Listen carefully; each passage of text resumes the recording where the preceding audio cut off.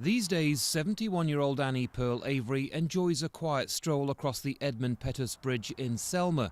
But when she set off on a peaceful march here back in 1965, it was a starkly different scene.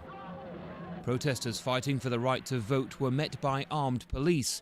Dozens were badly hurt, and Annie, not for the first time, was arrested. Our real heroes are the people who died.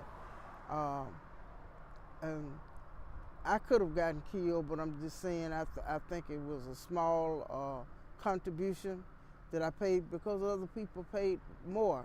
And we've actually had people walking off the street and find themselves in these pictures. What happened in Selma during the 60s is deeply ingrained in this community.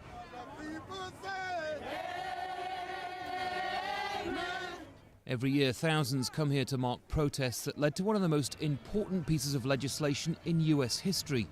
Just months after marches were led by Dr. Martin Luther King, the Voting Rights Act was passed.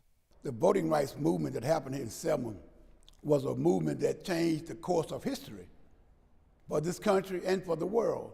And those monumental changes are the subject of a new film which has upset some. Critics say President Lyndon B. Johnson is portrayed as being reluctant to pass the legislation, which some say is inaccurate. The Hollywood version of what happened here half a century ago has been universally praised by people in Selma. Most are simply happy that such historic events will be seen on screens across the world. And arguments over perceived inaccuracies are simply overwhelmed by the achievements of ordinary men and women, known here as the foot soldiers of the civil rights movement.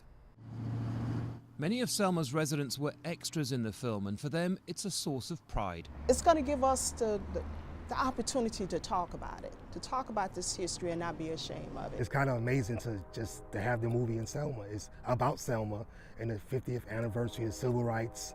It kind of brings it back for people to remember how people fought for the right to vote. Voting rights! For Annie Pearl Avery and the thousands of others who risked so much to cast their votes, this anniversary is not so much about the box office, but more about the freedoms they fought for and won. Andy Gallagher, Al Jazeera, Selma, Alabama.